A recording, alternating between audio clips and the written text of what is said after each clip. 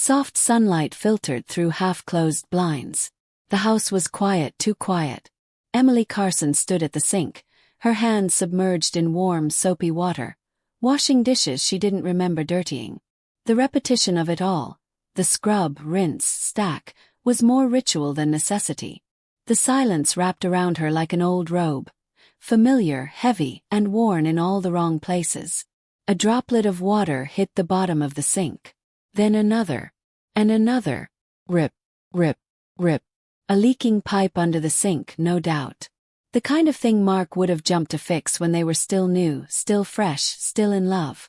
Now, she wasn't even sure if he'd noticed the sound, let alone do something about it.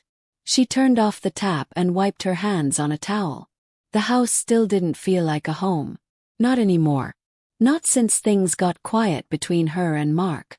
Not since the late nights turned into separate rooms, separate meals, separate lives. They still said good morning, still asked about groceries, still discussed bills. But, I miss you. You look beautiful. Well, those were relics of another time. She picked up her phone and opened her messages. Mark's name sat at the top, but there hadn't been anything sweet from him in months. Only logistics. Don't forget trash day. Client dinner ran late. Meeting all day tomorrow. She typed. Leak under the kitchen sink. Can you check it when you get home? The reply came quickly. I'll ask Liam. He's in town. He can swing by tomorrow. Liam. She stared at the name. It had been years since she'd seen him. Mark's best friend since college. The best man at their wedding. Back then, Liam was always laughing, always quick with a joke or a hand on your shoulder when things got hard. He'd been a steady presence. Someone who looked at her like she was a person, not just an extension of Mark. She set her phone down, but something flickered in her chest. A strange tightness. Nervous. Well, not exactly. Just unsettled. The next day moved slowly. Emily found herself cleaning the house in a way she hadn't done in months. Not because she cared about how it looked. Well, maybe she did, but because something inside her felt restless. She changed her shirt twice. Dabbed on a little mascara. Told herself it was silly, then did it anyway. When the knock came, her heart jumped. Just slightly. She opened the door to find Liam standing there, toolbox in hand, wearing a flannel shirt and the same crooked smile he'd always had. He looked good older, sure, but in a kind way. The kind of face that earned its lines through laughter and long days. Hey Em, he said, stepping inside. Still baking that dangerous banana bread? She laughed softly. Only on Tuesdays. Lucky you. They hugged briefly, and for a moment, she let herself notice how strong he felt. Grounded. Present. The opposite of what Mark had become. He crouched beneath the sink, pulling open the cabinet doors. Same pipes I warned him about in 2020. Should have replaced them then. She leaned against the counter, arms crossed. He forgets a lot of things lately. Liam's voice was muffled from under the sink. Like birthdays. Anniversaries. Or just you.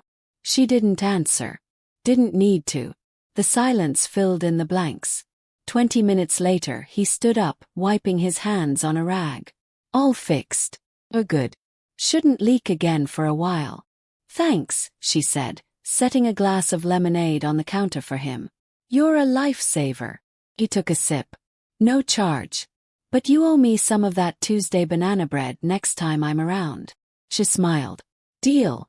Liam glanced around the kitchen. His eyes softened as he looked at her, really looked at her. You okay, Em? Her breath caught. Why? You don't look like you. You look like someone trying to pretend she's okay. That stung. Not because it was cruel, but because it was true. Her throat tightened. I'm just tired. He leaned a little closer, lowering his voice. Tired people rest. You look like someone fading. She didn't know what to say to that. No one had noticed. Not even Mark. Maybe especially not Mark. Don't let yourself disappear, Liam said gently. Not you. She blinked, trying not to cry. Not now. Not in front of him. He finished his lemonade and grabbed his toolbox. Tell Mark I fixed it. He can wire me later or not. I'm sure he still owes me a few favors. She followed him to the door. The sun outside was golden, just beginning to dip. He turned back, gave her one last glance. That bread's still dangerous, by the way. She laughed again, surprised by the sound of her own voice. When the door closed behind him, she stayed there for a long moment. Her hand rested on the frame where he'd touched it. Her face felt warm. Her heart was beating faster than it had in weeks. That night Mark came home late. He dropped his briefcase by the door and muttered a half-hearted hey. He didn't notice the lemon-scented air. Didn't ask about the fixed sink. Didn't ask about Liam. Emily lay beside him in bed, staring at the ceiling. His back was to her. He was already asleep or pretending. In the dark, she whispered, "Do you even see me anymore?" The only answer was the ticking of the wall clock. And that slow, steady drip she now realized was coming from somewhere deeper than the sink. Not everything had been fixed. Not even close. Emily poured herself a glass of wine that evening, the good one she usually saved for guests, and stood barefoot at the back window. The moonlight painted the lawn silver, soft shadows stretching across the yard like old ghosts.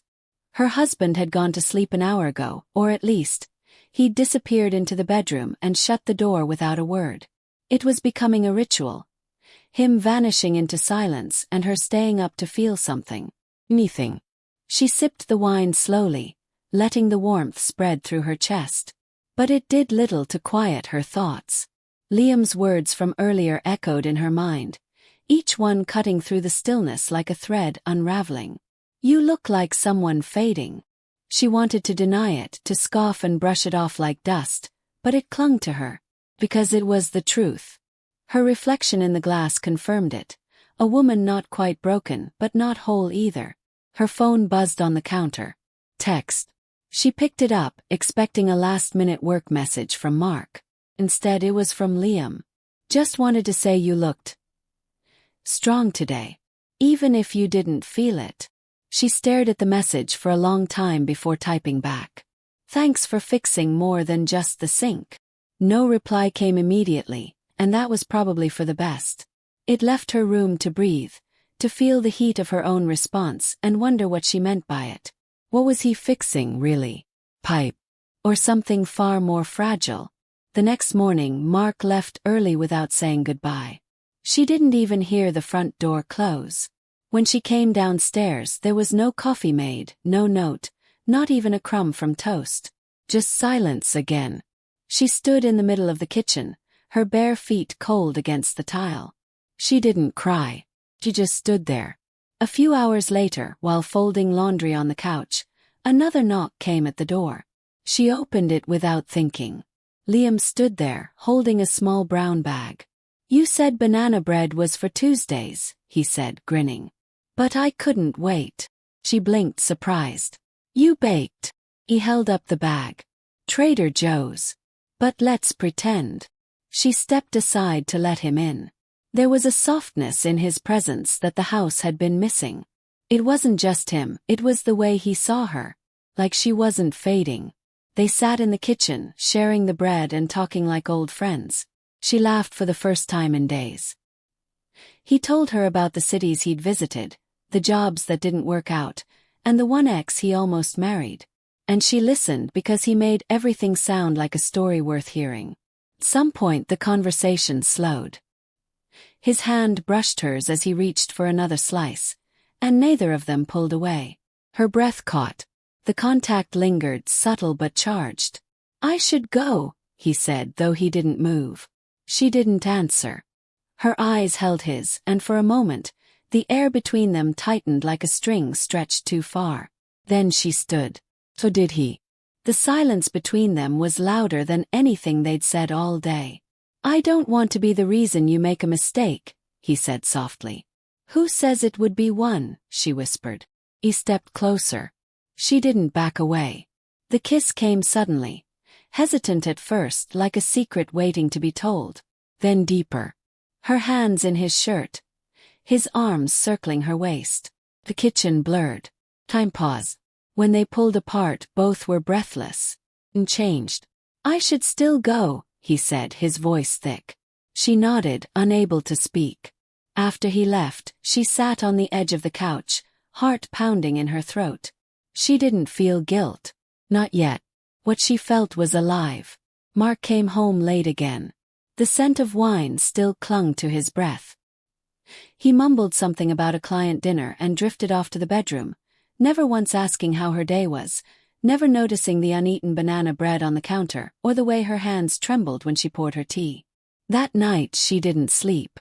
Her mind raced, heart heavy with something she couldn't name. Not regret. Not exactly. The next day, she told herself she wouldn't text Liam. She told herself what happened was a fluke, a weak moment in a long, hollow marriage. But by noon, her fingers betrayed her. "Can we talk?" He replied almost instantly. "Anywhere. Anytime." They met at a small coffee shop 3 towns over. Somewhere neither of them belonged. The conversation was slow at first, but when their eyes met again, the truth came rushing back. "This isn't just about what happened yesterday," Liam said. "It's about everything before it. The way he stopped seeing you. The way you stopped letting yourself be seen." She nodded, tears stinging her eyes. "I've felt invisible for years." "You're not," he said. "Not to me." They sat there a long time. Nothing was decided. No promises were made. But something had shifted. A choice was unfolding, whether she was ready or not. That night, Emily stood in the shower for nearly an hour, letting the water burn her skin. She watched as the steam filled the room, fogging the mirror, hiding her reflection. Part of her wanted to stay in that blur forever. But another part, the one that had kissed Liam, the one that smiled when he walked in, wanted clarity. When she stepped out, she looked into the foggy glass. For the first time in a long while, she wiped it clean. Her own eyes stared back, tired maybe. Wounded, yes, but alive. Mark didn't notice the change in her that night. Or the next. But something was beginning. And it wasn't just a leak anymore. Emily sat at the dining room table long after Mark had gone to bed.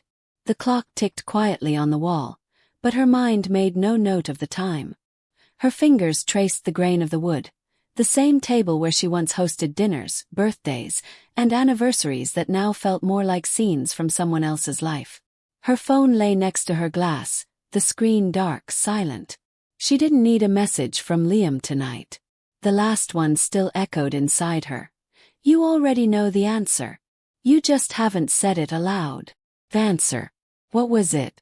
That she was unhappy. That she hadn't felt loved in years. That the quiet glances and accidental touch had meant more than all the years of polite obligation she'd shared with Mark.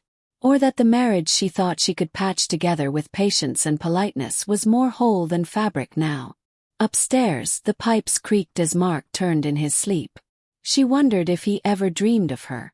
If her face still lived somewhere in his imagination, or if she'd become a background blur.